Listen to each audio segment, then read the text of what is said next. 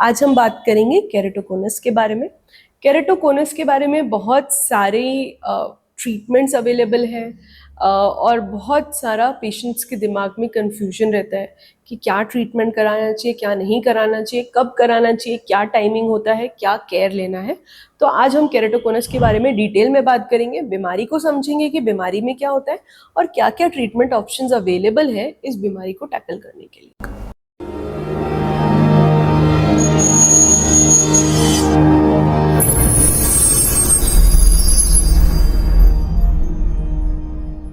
नमस्ते, मैं हूं डॉक्टर तृषा अग्रवाल और आप देख रहे हैं आई हेल्थ फॉर यू। तो केरेटोकोनस जो है वो आंख की काली पुतली या कॉर्निया की एक बीमारी है।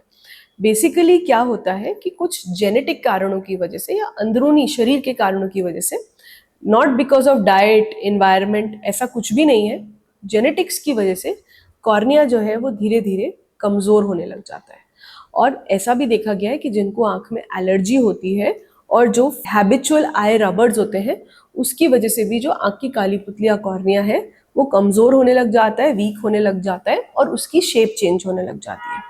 सो नॉर्मली कॉर्निया की शेप जो होती है वो गोलाकार होती है या स्फेरिकल होती है, बट जब उसकी शेप जो है वो धीरे धीरे उसमें कमजोरी आने लग जाती है तो शेप कोन की तरफ चली जाती है, इसीलिए उसको केरेटोकोनस बोलते हैं। पहले हमारे पास बहुत ज़्यादा एडवांस तरीके नहीं थे केरेटोकोनस को डायग्नोस करने के लिए, इसलिए जब पेशेंट्स आते थे तब तक काफ़ी एडवांस स्टेज में केरेटोकोनस आते थे।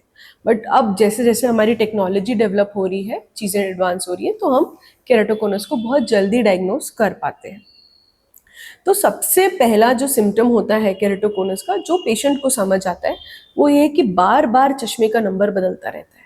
जितनी बार वो जाते हैं उतनी बार चश्मे का नंबर बदलता है।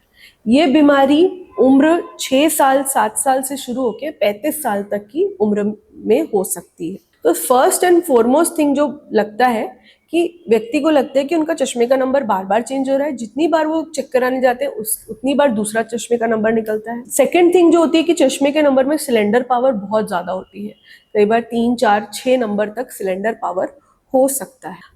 आंख में हमेशा खुजली रहती है और बच्चे मसलते रहते हैं।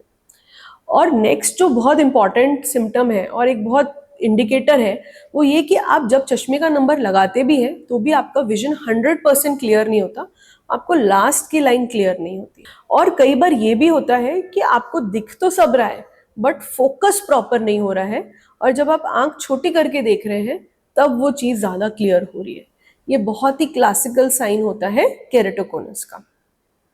तो अगर आपको इन सब सिम्टम्स में से कोई भी सिम्टम्स हैं तो आप अपने डॉक्टर के पास जाके चेक करवा सकते हैं। कुछ टेस्ट से इनिशियली हमको पता चल जाता है, जैसे कि चश्मे के नंबर से हमको आइडिया लग जाता है अगर नंबर बहुत हाई आ रहा है, सिलेंडर नंबर बहुत ज़्यादा आ रहा है, शेप में बहुत वेरिएशंस आ रहे हैं, तो हमको पता चलता है कि ये केरेटोकोनस की तरफ जा रहा है। और फिर एक बहुत ही स्पेसिफिक टेस्ट है जिसको हम टोपोग्राफी टेस्ट बोलते हैं, जिसमें हम कॉर्निया का शेप मेजर करते हैं। और इस टोपोग्राफी टेस्ट से हमको एग्जैक्टली समझ आ जाता है कि जो शेप है उसमें केरेटोकोनस है कि नहीं है।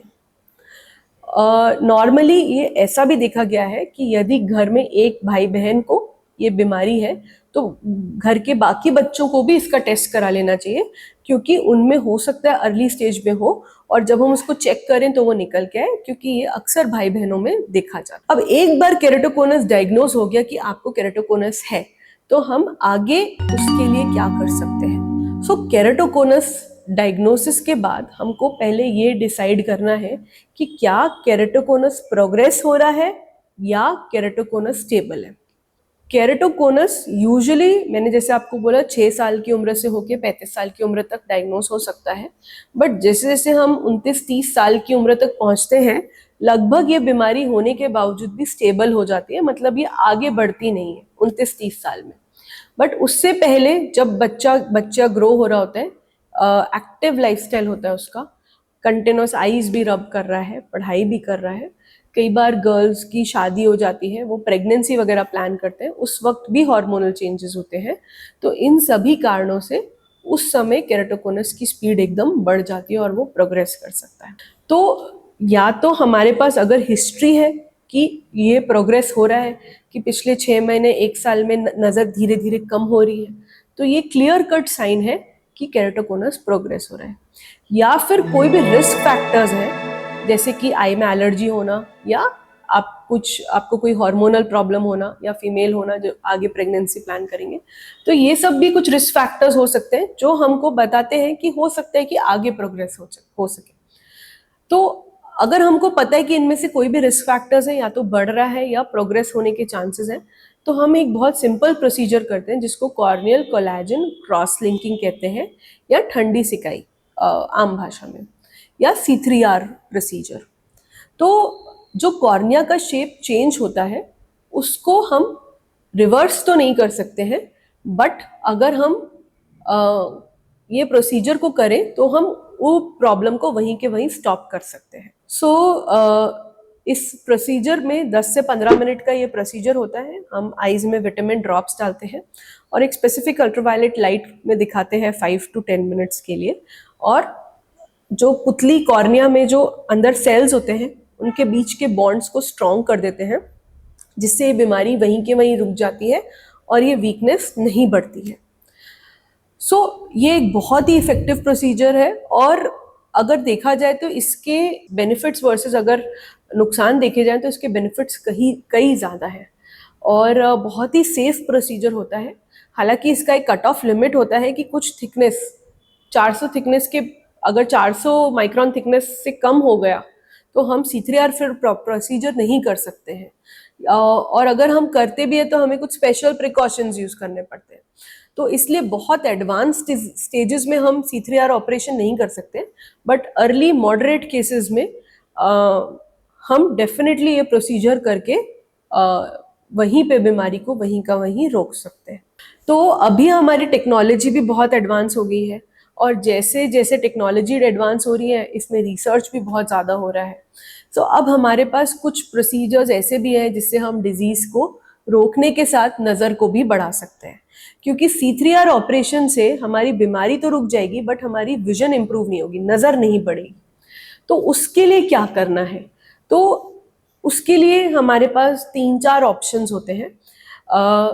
वो आपके डॉक्टर ही आपका कॉर्निया का टोपोग्राफी टेस्ट देख के ही आपको बेस्ट बता सकते हैं कि वो आप में पॉसिबल है कि नहीं है। तो कुछ केसेस में जो अर्ली केसेस होते हैं उसमें हम C3R ऑपरेशन के साथ लेज़र पॉलिशिंग भी कर सकते हैं कॉर्निया के ऊपर, जिससे कि थोड़ा सा चश्मे का नंबर हम हटा के कॉर्निया को रेगुलर कर सकते हैं। इसको हम टोपो PRK कहते हैं, टोपोग्राफी गाइडेड PRK, और ये बहुत एक एडवांस प्रोसीजर है, छोटा सा प्रोसीजर है 5 मिनट का, और उसके साथ ही हम क्रॉस लिंकिंग या C3R प्रोसीजर को भी कंबाइन कर देते हैं। और इसमें हमें 2 फायदे होते हैं, एक तो हमारी बीमारी वहीं के वहीं रुक जाती है, प्लस हमारी कॉर्निया का शेप रेगुलर हो जाता है, जिससे हमारी क्वालिटी ऑफ विजन इंप्रूव हो जाती है उस आंख में। एक फर्स्ट ऑप्शन तो ये है। सेकेंड ऑप्शन जो है वो है इंटैक्स रिंग इम्प्लांटेशन। उसमें हम कॉर्निया की शेप को रेगुलर करने के लिए पुतली में एक रिंग इम्प्लांट करते हैं। वो रिंग इम्प्लांट करने से कॉर्निया का शेप रेगुलर हो जाता है, और उसको भी हम C3R प्रोसीजर से कंबाइन कर सकते हैं। ये भी एक बहुत अच्छा प्रोसीजर है आँख की शेप को नॉर्मलाइज करने का, ठीक करने का, क्योंकि शेप इससे एक बार रेगुलर हो गई तो क्वालिटी ऑफ विजन अपने आप बेटर हो जाती है, और C3R से हम बीमारी को रोक देते हैं। नेक्स्ट जो ऑप्शन है, अगर कोई पेशेंट्स टोपो गाइडेड PRK नहीं कराना चाहते या इंटैक्स रिंग इम्प्लांटेशन नहीं कराना चाहते, तो फिर जो नेक्स्ट ऑप्शन है वो है स्क्लेरल कॉन्टैक्ट लेंस। अगर चश्मे से उनका विजन इंप्रूव नहीं हो रहा है तो कॉन्टैक्ट लेंस भी एक ऑप्शन है। ये स्पेसिफिकली केरेटोकोनस के लिए डिज़ाइन होते हैं। ये बहुत सिंपल होता है इनको पहनना और उतारना, और इनको पहन के आपका विजन बिल्कुल 100% क्लियर हो जाता है, जैसे कि आप नॉर्मली देखते हैं। तो C3R ऑपरेशन के 1.5 महीने के बाद हम ये कॉन्टैक्ट लेंसेज उनको देते हैं, और उनको बहुत अच्छा दिखता है ये कॉन्टैक्ट लेंसेज पहन के। तो ये भी एक बहुत अच्छा ऑप्शन है केरेटोकोनस को मैनेज करने के लिए और विजन को इम्प्रूव करने के लिए। कुछ पेशेंट्स में केरेटोकोनस बहुत ज़्यादा एडवांस स्टेज में आता है, जब उनका कॉर्निया बहुत ही थिन हो चुका होता है, बहुत पतला हो जाता है, और C3R ऑपरेशन भी पॉसिबल उन केसेस में नहीं होता है। तो ऐसे केसेस में हम फिर कॉर्नियल ट्रांसप्लांट ऑपरेशन करते हैं, जिसमें कि हम आंख के काली पुतली को ही चेंज कर देते हैं। इसमें जो टेक्निक यूज होती है वो डैल्क होती है, डीप एंटीरियर लैमेलर केरेटोप्लास्टी, जिसमें हम कॉर्निया का सिर्फ आगे वाला भाग है उसको चेंज करते हैं और उससे हम विजन को इम्प्रूव करते हैं। इसको करने के दो तरीके होते हैं, एक मैनुअल तरीका होता है और एक लेजर गाइडेड होता है। दोनों ही तरीके से हम सर्जरी कर सकते हैं और दोनों में ही विजन रिकवरी बहुत अच्छी होती है। तो ये डिफरेंट डिफरेंट प्रोसीजर्स हैं केरेटोकोनस को ट्रीट करने के। लेकिन एक बात मैं आपको हमेशा बोलूँगी कि केरेटोकोनस बीमारी से हमको हताश नहीं होना है, क्योंकि इस बीमारी में आप कभी भी हमेशा ब्लाइंड नहीं हो सकते, परमानेंटली ब्लाइंड नहीं हो सकते। ये हमेशा ट्रीटेबल है और हमेशा आपका विजन किसी नॉर्मल पर्सन जितना हो सकता है।